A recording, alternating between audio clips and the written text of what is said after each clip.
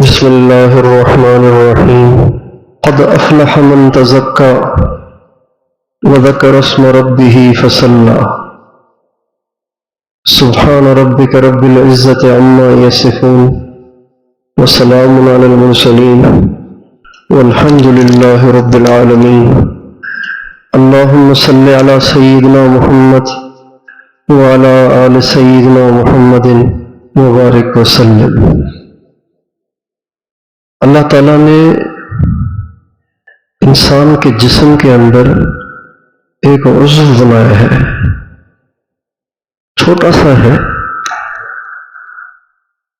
جسم کا اگر وزن کیا جائے تو اس کا 100واں حصہ بنے گا، 100واں حصہ معمولی سا ہے، لیکن جسم میں سب سے زیادہ قیمتی ہے۔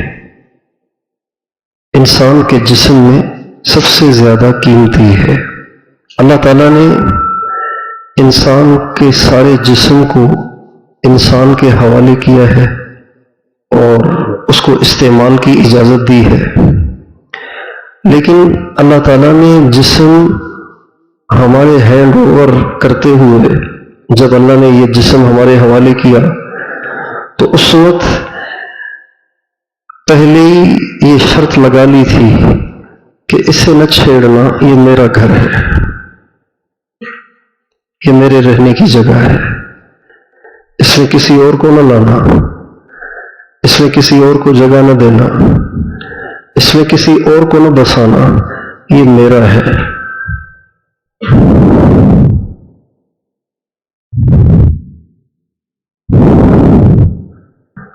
لیکن انسان دنیا میں آ کے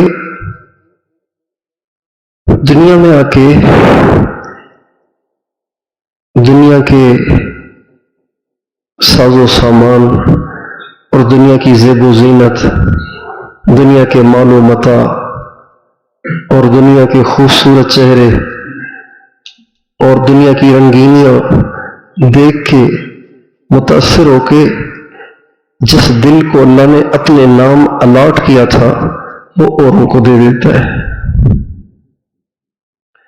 اس کی مثال بالکل ایسی ہے جیسے بعض دفعہ سرکاری ملازمین جو اوپر کے لیول کے لوگ ہوتے ہیں، ان کو لوگ رشوت دیتے ہیں اور رشوت دے کے سرکاری پلاٹس اپنے نام الاٹ کروا لیتے ہیں، جو کہ ناجائز ہے، حرام ہے، چوری ہے اور ڈاکہ ہے۔ نہ لینے والے کا لینا ٹھیک، نہ دینے والے کا دینا ٹھیک، اس لیے کہ وہ تو سرکاری پلاٹ ہے۔ بات سمجھ میں آ رہی ہے؟ بالکل اسی طرح سے اللہ تعالیٰ نے ہمیں اس جسم کا نگہبان بنایا ہے اور اس دل پر اللہ تعالیٰ نے اپنی ملکیت کو باقی رکھا ہے اور اس دل کو اپنے لیے خاص کیا ہے، لیکن دنیا کی زیب و زینت، دنیا کی رنگینیاں، دنیا کا لطف، دنیا کی زیب و زینت، خوبصورت چہرے، گورے چٹے چہرے، یہ انسان کو ایسا مست کر دیتے ہیں کہ پھر وہ یہ اللہ تعالیٰ کا الاٹ شدہ پلاٹ وہ اوروں کے حوالے کر دیتا ہے اور اس میں اوروں کو بسا لیتا ہے، دوسرے آ کے اس میں بسنا شروع ہو جاتے ہیں۔ اب دل میں عورت بستی ہے، دل میں مرد بستا ہے، دل میں گھر بستا ہے، دل میں گاڑی بستی ہے، دل میں عہدہ بستا ہے اور دل میں عزت اور وجاہت بستی ہے۔ جب انسان اللہ تعالیٰ کے اس الاٹ شدہ پلاٹ پہ کسی کو قبضہ کروا دیتا ہے تو اللہ تعالیٰ سب سے پہلی سزا ایسے انسان کو یہ دیتے ہیں کہ اس کی زندگی کا سکون سلب ہو جاتا ہے۔ ایسے انسان کے پاس سکون کے سارے اسباب ہونے کے باوجود بھی سکون نہیں رہتا۔ وہ کہتا ہے سکون کیوں نہیں ہے، میرے پاس بنگلہ بھی ہے، میرے پاس سب کچھ ہے۔ بہت سے لوگ ایسے ملتے ہیں جن کا پہلا جملہ یہ ہوتا ہے، حضرت میرے پاس سب کچھ ہے اللہ کا دیا ہوا، لیکن سکون نہیں ہے۔ سب کچھ ہے اللہ کا دیا ہوا لیکن سکون نہیں ہے. گھر بھی عالی شان ہے, گاڑی بھی بہت بڑھیا ہے, پیسہ بھی بہت ہے, عزت اور شہرت بھی بہت ہے, اللہ نے بچے بھی دیے ہیں, خوبصورت بیوی بھی دی ہے, کاروبار بھی بہت اللہ نے اچھا دیا ہے, لیکن سکون کیوں نہیں ہے؟ اس لیے کہ اللہ کے ساتھ خیانت کر رکھی ہے. کہ یہ دل صرف اللہ کو بسانے کے لیے تھا, صرف اللہ سے لگانے کے لیے تھا, صرف اللہ سے پیار کرنے کے لیے تھا, اور اس دل میں کسی اور کو بسا لیا. اس لیے بے سکونی کی ابتدا وہاں سے ہوتی ہے جہاں انسان اللہ تعالیٰ سے خیانت کرتا ہے. اس کو خیانت کہتے ہیں نا. کسی کی چیز آپ کسی کو دے رہے ہیں, کسی کی چیز کو اپنی چیز سمجھ کے آپ کسی اور کو دے رہے ہیں, یہ خیانت ہے نا. اس کو اللہ تعالیٰ فرماتے ہیں یعلم خائنۃ الاعین وما تخفی الصدور. اللہ تعالیٰ فرماتے ہیں میں دیکھتا ہوں تم اپنی آنکھوں سے خیانت کرتے ہو, مجھے اس کا پتہ چلتا ہے کہ تم کیا دیکھ رہے ہو. دیکھنے والا سب کو دھوکہ دے سکتا ہے, اللہ کو دھوکہ نہیں دے سکتا. ایک آدمی ایک خوبصورت لڑکے کو دیکھ رہا ہے اور دوسرا کوئی سمجھ رہا ہے یہ تو اس کا بیٹا ہوگا, یہ تو اس کا شاگرد ہوگا, لیکن اس کو بری نگاہ سے دیکھ رہا ہے. اللہ تعالیٰ فرماتے ہیں مجھے پتا ہے کہ تم کیوں دیکھ رہے ہو. لوگوں کو دھوکہ دے سکتے ہو, مجھے دھوکہ نہیں دے سکتے. یعلم خائنۃ الاعین وما تخفی الصدور. تمہارے سینے میں جو گندے جذبات چھپے ہوئے وہ تو کوئی بھی نہیں دیکھ رہا, میں وہ بھی جانتا ہوں.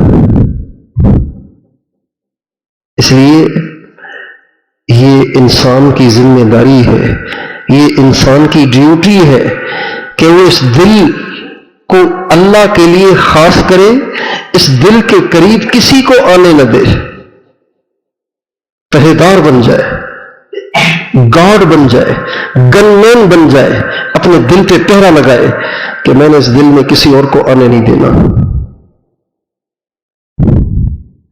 ہمارے بزرگ تھے حضرت حاجی عبدالوہاب صاحب, ان سے میں نے ایک واقعہ سنا.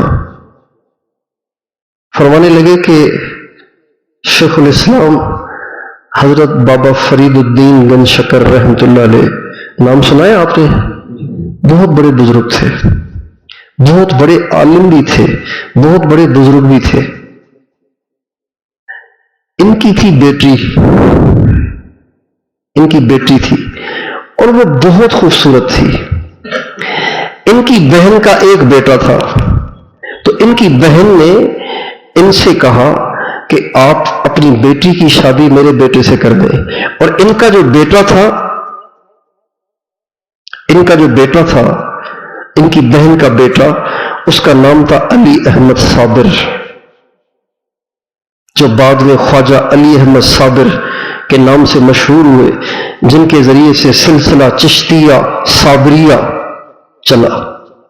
ہمارے جتنے دیوبند کے اکابر ہیں, ہندوستان, پاکستان, بنگلہ دیش کے جو بڑے بڑے اکابر علماء اور مشائخ ہیں, ان سب کا تعلق روحانی ان کے ساتھ جا کے ملتا ہے. خواجہ علی احمد صابر رحمۃ اللہ علیہ. اب یہ ان کے بھانجے بھی تھے, ان کے مرید بھی تھے. خواجہ علی احمد صابر ان کے مرید بھی تھے. تو جب بہن نے کہا نا کہ اپنی بیٹی کا رشتہ ان سے کر دیجئے, تو انہوں نے فرمایا کہ نہیں, آپ اس کی شادی نہ کریں, آپ اس کی شادی نہ کریں. وہ اس وقت شادی کے حال میں نہیں ہے, آپ اس وقت اس کی شادی نہ کریں, وہ اس وقت شادی کے حال میں نہیں ہے. بہن کو یہ بات سمجھ میں نہیں آئی, بہن نے زیادہ اصرار کیا.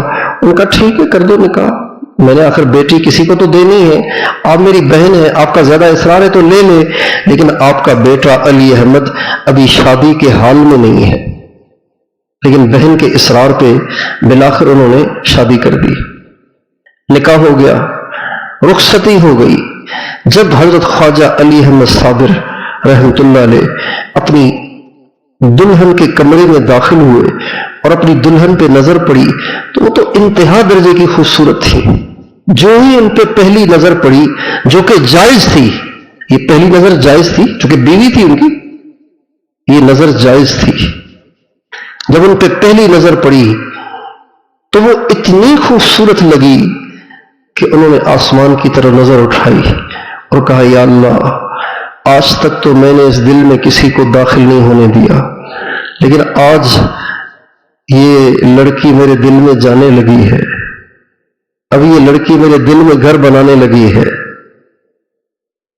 آسمان کی طرف منہ اٹھا کے یہ کہا. تو فرمایا کہ جو ہی انہوں نے یوں کہا تو ایک دم ایک آگ اٹھی اور وہ لڑکی بھسم ہو گئی. جب کمرہ کھولا گیا تو وہاں لڑکی نہیں تھی، راکھ پڑی ہوئی تھی. جب حضرت بابا فرید الدین پن شکر رحمۃ اللہ علیہ کو بتایا گیا کہ جی آپ کی بیٹی کے ساتھ یہ معاملہ ہوا ہے، تو فرمایا میں نے تو اپنی بہن کو بہت سمجھایا تھا کہ علی احمد اس وقت نکاح کے حال میں نہیں ہے، آپ اس کا نکاح کریں. اس کا زیادہ اصرار تھا، اس لیے میں نے مجبوراً کر دیا. تو یہ ہر مسلمان کی ڈیوٹی ہے کہ وہ اپنے دل پر ایسا پہرا لگائے، ایسا پہرا لگائے کہ اس دل میں کوئی بھی نہ جائے، کوئی بھی نہ جائے. جائے تو وہ جائے جو اللہ کی وجہ سے جائے. اس دل میں حضور جائے، اس لیے کہ حضور اللہ کے محبوب ہے. اس دل میں ماں جائے، اس لیے کہ ماں کا بڑا حق ہے. اس دل میں جائے تو باپ جائے، اس لیے کہ باپ کا بڑا حق ہے. لیکن اس دل میں اللہ کے علاوہ کوئی نہ جائے. وہ جائے جس کا اللہ کا حکم ہے، اس کے علاوہ کوئی نہ جائے. اس لیے اللہ تعالیٰ قرآن پاک میں فرماتے ہیں قد افلح من تزکا وذکر اسم ربہ فصلی بل تؤثرون الحیاۃ الدنیا والآخرۃ خیر وابقا. اللہ تعالیٰ فرماتے ہیں کامیاب ہو گیا وہ شخص جس نے اپنے دل کو ہر غیر سے پاک کر لیا، اللہ کا نام لیا، نمازیں پڑھتا رہا. لیکن اللہ تعالیٰ فرماتے ہیں لیکن تم تو اپنے دل کو پاک نہیں رکھتے، تمہیں تو دنیا بہت اچھی لگتی ہے. بل تؤثرون الحیاۃ الدنیا، تم تو دل کو پاک نہیں رکھتے، تمہیں تو دنیا بہت اچھی لگتی ہے. تمہیں تو دنیا کی زیب و زینت، تمہیں تو دنیا کی گاڑیاں، دنیا کے خوبصورت چہرے، دنیا کے حسین لوگ، دنیا کے عالی شان بڑھیا گھر، عہدے، گاڑیاں، حکومت، عزت، وجاہت، تمہیں تو یہ چیزیں اچھی لگتی ہیں. اور جب تک انسان کا دل ان چیزوں سے پاک نہیں ہوتا تب تک اس کے دل میں سکون نہیں آتا. جس کے سر میں جوئیں پڑ جائیں، جس کے سر میں جوئیں پڑ جائیں، جب تک جوئیں نہ نکلیں تب تک اس کو سکون ملتا ہے؟ بولیے. جب تک جوئیں نکلیں گی نہیں نا سکون نہیں ملے گا. بعض بچیوں کو جوئیں پڑ جاتی ہیں بچپن میں بہت زیادہ، تو وہ ساری رات اپنا سر کھجاتی رہتی ہیں. بیچاری سو نہیں پاتی وہ بچیاں جن کے سروں میں جوئیں پڑ جاتی ہیں. پھر ان کی مائیں ان کو دن کو دھوپ میں لے کے بیٹھتی ہیں، ان کے سر کو دھوتی ہیں، اسٹیل کی کنگھی سے کھرچ کے ان کی جوؤں کے انڈوں کو نکالتی ہیں. پھر کہیں جا کے بچی کو سکون ہوتا ہے اور میٹھی نیند سو پاتی ہے. بالکل اسی طرح سے جس کے دل سے اللہ کا غیر نہیں نکلے گا وہ سکون کی زندگی نہیں گزار سکے. اللہ تعالیٰ اس کے دل کو اس کی زندگی کو اجیرن کر دیتے ہیں، اس کی زندگی کو بے چین کر دیتے ہیں کہ جو اپنے دل میں اللہ کے غیر کو بساتا ہے اور اللہ کا غیر آ جاتا ہے. اگر انسان چوکنا نہ ہو، انسان اگر بیدار نہ ہو، انسان اگر ہوشیار نہ ہو اور انسان کو اگر اس ڈیوٹی کا احساس نہ ہو تو اللہ کا غیر آ جاتا ہے. چلتے چلتے نظر پڑ گئی، بس دل پہ بیٹھا. علامہ ابن قیم رحمۃ اللہ علیہ نے ایک واقعہ لکھا ہے ایک مصر کے مؤذن کا. مصر میں ایک مؤذن تھا. اس زمانے میں اسپیکر نہیں ہوتے تھے اذان دینے کے لیے, تو مسجد کے اوپر ایک کوٹھڑی سی بنی ہوتی تھی, مینار, موٹا ایک مینار ہوتا تھا, اس میں کھڑکیاں ہوتی تھیں, وہاں کھڑے ہو کے اذان دیتا تھا. تو وہ کھڑکیوں سے, مینار کی کھڑکیوں سے آواز جاتی تھی, ہر طرف پھیلتی تھی. تو یہ مصر کا مؤذن چڑھا اذان دینے کے لیے, اذان دینے کے لیے چڑھا. مؤذن تھا لیکن دل کی ڈیوٹی دینے والا نہیں تھا, دل کی ڈیوٹی دینے والا نہیں تھا. مؤذن تھا لیکن اپنے دل پہ پہرے کا شعور نہیں تھا کہ میں نے دل پہ پہرا دینا ہے. اس معاملے سے غافل تھا. چنانچہ جب چڑھنے لگا تو چڑھتے ہوئے اذان والے کمرے تک پہنچنے سے پہلے جب اوپر چڑھا تو قریب میں مسجد کے پاس ہی ایک عیسائی کا گھر تھا اور اس کی ایک بیٹی تھی جو بہت خوبصورت تھی. جب یہ چڑھا تو اس کی نظر پڑ گئی اس کے گھر میں, وہ صحن میں بیٹھی ہوئی تھی اپنے بالوں کو پھیلائے ہوئے. اب اس مؤذن صاحب کی جو نظر پڑی, چونکہ اپنے دل پہ پہرے داری, اپنے دل کی نگہبانی کا شعور تو تھا نہیں, لہذا دیکھتے ہی دل دے بیٹھا, عاشق ہو گیا. چنانچہ وہ لکھتے ہیں کہ وہ آگے اذان دینے کے لیے نہیں گیا, واپس پیچھے آیا. اتنا اس پہ اس کا عشق سوار ہو گیا کہ اذان بھی اس نے نہیں دی, اذان دیے بغیر ہی اتر گیا اور گیا اس عیسائی کے دروازے پر. اس کا دروازہ کھٹکھٹایا, اس نے دروازہ کھولا. ان کہا ہاں جی کیسے آئے؟ کہا میں آپ کی بیٹی کا رشتہ لے کے آیا ہوں. کہا کس کے لیے؟ کہا اپنے لیے. کہا آپ سے کیسے ہوگا, آپ تو مسلم ہیں, ہم تو نصرانی ہیں. کہا نہیں میں ہو جاؤں گا نصرانی اگر آپ کہیں گے تو. چنانچہ اسی وقت وہ نصرانی ہوا. اس نے اس کو گھر کے اندر بلایا اور ملاقات کے لیے اس کو بالا خانے کی طرف بلایا. جو ہی وہ بالا خانے کی طرف چڑھنے لگا, سیڑھی پہ قدم رکھتے ہی پاؤں پھسل گیا اور نیچے گرا اور گردن ٹوٹ گئی اور کفر پہ مر گیا. نہ ادھر کے رہے نہ ادھر کے رہے, نہ خدا ہی ملا نہ وصال صنم. اسلام بھی ہاتھ سے چھوٹ گیا اور لڑکی بھی نہیں ملی. یہ نتیجہ ہوتا ہے دل پہ پہرا نہ دینے کا. اس لیے دوستو اس بات کو ذہن نشین کر لیجئے کہ یہ دل کس کے لیے ہے؟ سب بتائیں کس کے لیے ہے؟ کس کے لیے ہے؟ کس کے لیے ہے؟ کس کے لیے ہے؟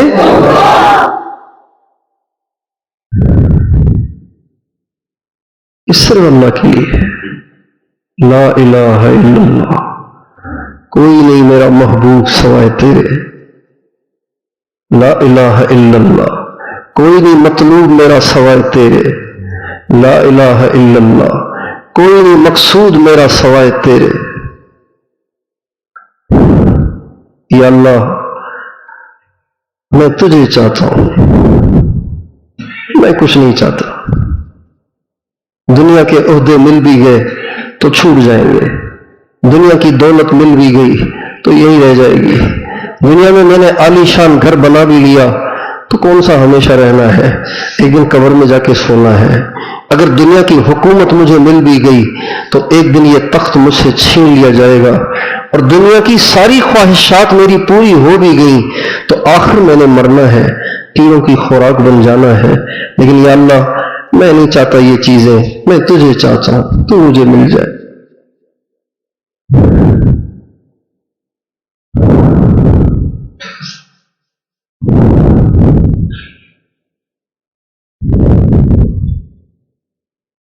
کوئی تجھ سے کچھ کوئی کچھ مانگتا ہے, میں تجھ سے تجھی کو خدا مانگتا ہوں. کوئی تجھ سے کچھ کوئی کچھ مانگتا ہے، میں تجھ سے تجھی کو خدا مانگتا ہوں۔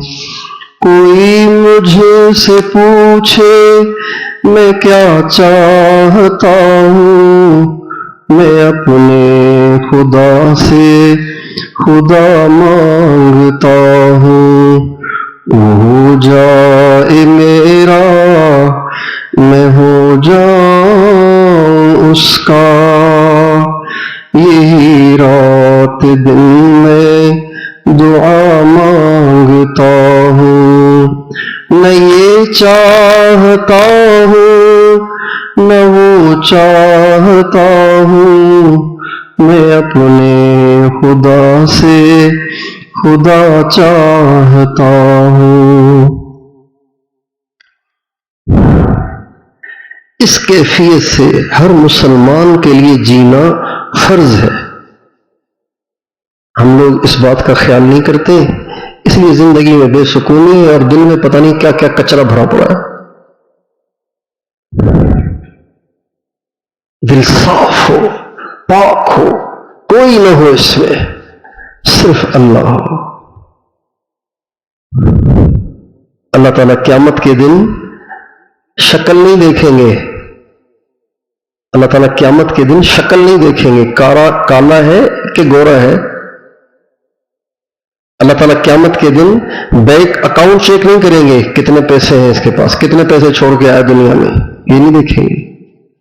اللہ تعالیٰ سب سے پہلے دل دیکھیں گے، اس میں کون کون ہے۔ افلا يعلم اذا بعثر ما في القبور وحصل ما في الصدور ان ربهم بهم يومئذ لخبير۔ اللہ تعالیٰ فرماتے ہیں تمہیں معلوم نہیں، تمہیں قبر سے اٹھایا جائے گا، پھر تمہارا دل چیر کے دیکھا جائے گا کہ اس میں کون ہے۔ ان ربهم بهم يومئذ لخبير، اس دن تم اللہ سے ہیرا پھیری نہیں کر سکو گے، اللہ کو سب پتہ ہے کہ تمہارے دل میں کون کون تھا۔ اس لیے میں آپ ہم نیت کریں کہ اس دل میں اللہ کے علاوہ کسی کو نہیں بسانا۔ تیار ہے؟ کس کام کے لیے تیار ہے؟ کہ اس دل میں اللہ کے علاوہ کسی کو نہیں لانا، کسی کو داخل نہیں کرنا، باہر رہو، باہر رہو، یہاں صرف اللہ کی جگہ ہے بس۔ حضرت ام حبیبہ، ام المومنین ام حبیبہ رضی اللہ تعالی عنہا، یہ ہمارے نبی کی اہلیہ ہیں، ہم سب کی ماں ہیں، ابو سفیان کی بیٹی ہیں۔ بہت بڑا کافر تھا ابو سفیان، بعد میں مسلمان ہوئے۔ ابو سفیان کی بیٹی، تو مکے والوں نے ہمارے نبی پہ بہت ظلم کیے، بڑی زیادتیاں کی۔ آخر ظالم کا ظلم ہمیشہ تو نہیں رہتا نا، آخر اللہ کی رسی کھنچتی ہے، آخر اللہ کی طرف سے ملنے والی ڈھیل ختم ہوتی ہے۔ دعا کرو اللہ کرے اسرائیل کی رسی بھی اب کھنچ جائے، اسرائیل کی ڈھیل بھی اب ختم ہو، امریکہ کی ڈھیل بھی اللہ اب ختم کرے۔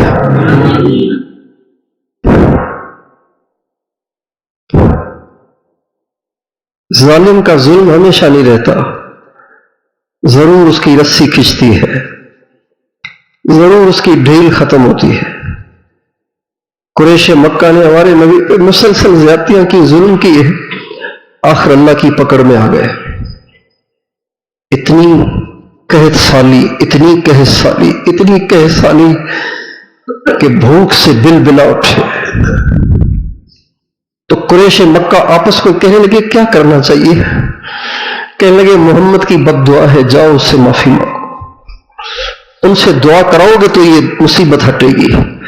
چنانچہ انہوں نے ابو سفیان کو بھیجا، چونکہ سب سے زیادہ مخالفت کا مظاہرہ یہی کرتا تھا، تو ابو سفیان کو بھیجا کہ جاؤ جا کے محمد سے دعا کراؤ۔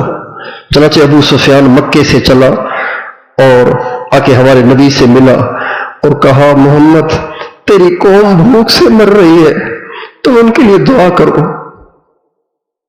نبی کریم صلی اللہ علیہ وسلم نے ان کے لیے دعا کی، حضور نے پھر بھی دعا کر دی۔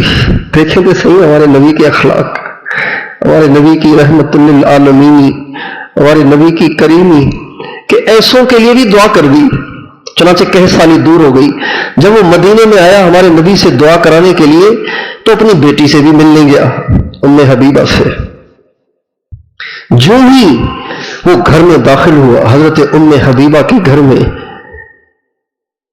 تو جو بستر ہمارے نبی کا بچھا ہوا تھا چارپائی پہ، تو حضرت ام حبیبہ نے فوراً وہ بستر لپیٹ دیا، بستر لپیٹ دیا اور ویسے ہی بیٹھ گیا آ کے۔ تو ابو سفیان نے اپنی بیٹی حضرت ام حبیبہ سے پوچھا، بیٹی یہ بستر میرے قابل نہیں تھا یا میں بستر کے قابل نہیں تھا، یہ تو سمجھاؤ۔ اس لیے کہ جب کوئی مہمان آئے تو اس کے لیے تو بستر بچھایا جاتا ہے، لپیٹا نہیں جاتا ہے، آپ نے بستر لپیٹ کیوں دیا؟ تو کہنے لگی تو مشرک ہے اور یہ میرے نبی پاک نبی کا پاک بستر ہے، آپ اس بستر پہ بیٹھنے کے لائق نہیں ہے، اس لیے میں نے بستر لپیٹ دیا۔ تو کوئی بھی ہمارے دل میں جانا چاہے، ہم اسے کہیں گے نہیں یہ دل اللہ کے لیے ہے، تو اس قابل نہیں ہے کہ اس دل میں تجھے لایا جائے، یہ دل اللہ کے لیے ہے، اس میں کسی اور کے جانے کی گنجائش نہیں۔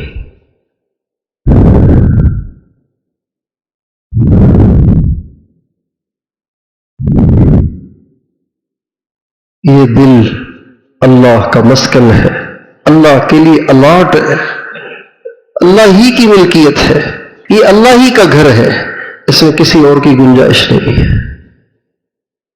اس کو فرمایا قد افلح من تزکا وذکر اسم ربہ فصلی، اسی کو فرمایا قد افلح من زکاہا وقد خاب من دساها يوم لا ينفع مال ولا بنون الا من اتى الله بقلب سلیم۔